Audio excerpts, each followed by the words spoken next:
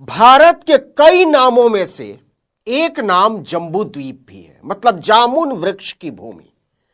लेकिन पिछले कुछ वर्षों में यह जोम्बी द्वीप में तब्दील हो चुका है, मतलब प्रेतों की भूमि।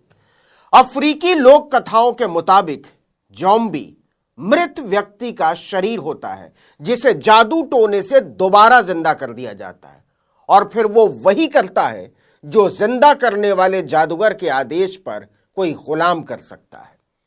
तो क्या न्यू इंडिया असल में जोम्बी द्वीप में तब्दील हो चुका है और हम सब लोग जिंदा लोग मानसिक गुलामों में जो सही और गलत का भेद भूल चुके हैं?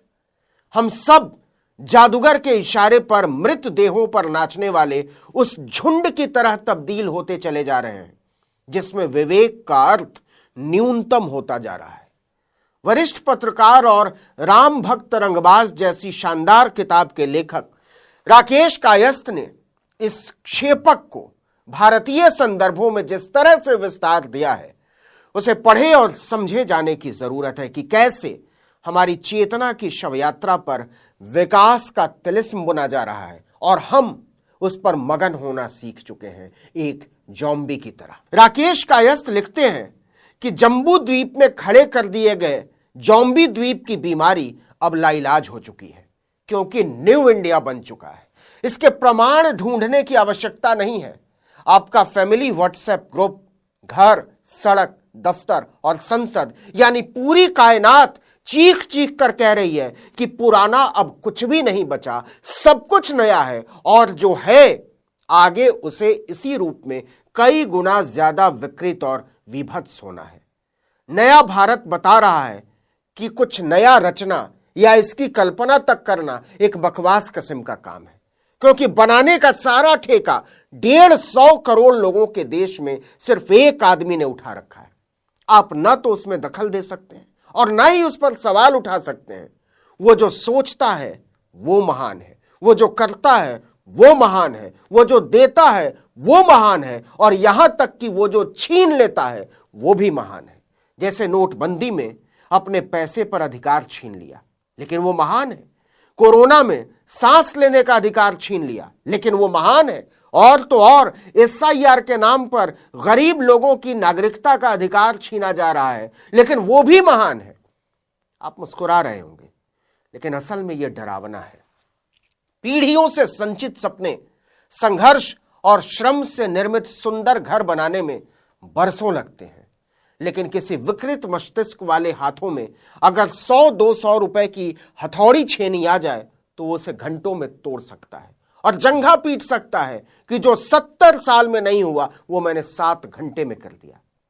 ये मान पाना कठिन था कि 1992 के बाद से जिस देश में रोजगार के बेशुमार अवसर पैदा हो रहे हों, जीवन स्तर सुधर रहा हो, निजी आकांक्षाएं बड़ी हो रही हो, उसकी एक विशाल आबादी को देखते देखते जोम्बी बनाया जा सकता है। पूरा जम्बू द्वीप अब जोम्बी द्वीप में बदल चुका है और अपने जोम्बी होने पर गर्व करना सीख चुका है। राकेश कायस्थ लिखते हैं कि पत्रकार, यूनिवर्सिटी प्रोफेसर, ब्यूरोक्रेट, साहित्यकार सब के सब छोटे छोटे लाभ के लिए दंगाइयों की भीड़ में शामिल होने को तैयार है। नए भारत में जो कुछ अनोखा हुआ है उसमें इस धारणा का टूटना भी है कि दुनिया की सबसे बड़ी जमहूरियत जमूरों की भीड़ में नहीं बदल सकती। खाते पीते मिडिल क्लास को उस तरह गिनी पिग नहीं बनाया जा सकता जिस तरह किसी जमाने में आइडेंटिटी पॉलिटिक्स करने वाले नेता वंचित समुदायों के लोगों को बना पाते थे। आज ठेके बांटने और कमीशन खोरी की खुली लूट का नाम विकास है।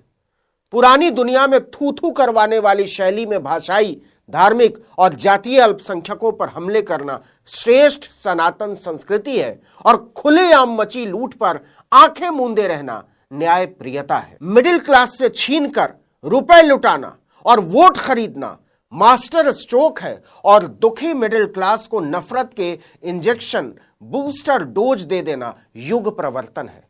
इस समय भारत का हिंदू धर्म ऐसे विभत्स और घृणित रूप में दुनिया के सामने है कि इसके वास्तविक अनुयायियों को आने वाले समय में इस बात पर विचार करना पड़ेगा कि वो ठगों के नेतृत्व वाली दंगाइयों की भीड़ में शामिल रहना चाहेगा या अपने लिए उससे कोई अलग पहचान ढूंढना पसंद करेगा। नरेंद्र मोदी लोकमानस से महात्मा गांधी को मिटाने के आरएसएस के पुराने प्रोजेक्ट के सर्वे सर्वा हैं, लेकिन यही मोदी जब विदेश जाते हैं या किसी नैतिक सवाल पर उनकी किरकिरी होती है तो वो चुपचाप जाकर गांधी की मूर्ति के पीछे छिप जाते हैं। यही हाल बाकी श्रेष्ठ सनातनियों का है।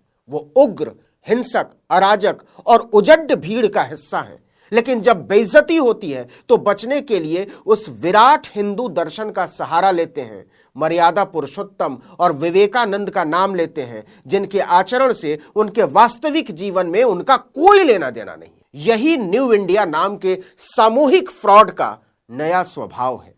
राजनीतिक प्रशासनिक व्यवस्था के भीतर जो चेक एंड बैलेंस का सिस्टम था उसे मिटाया जा चुका है।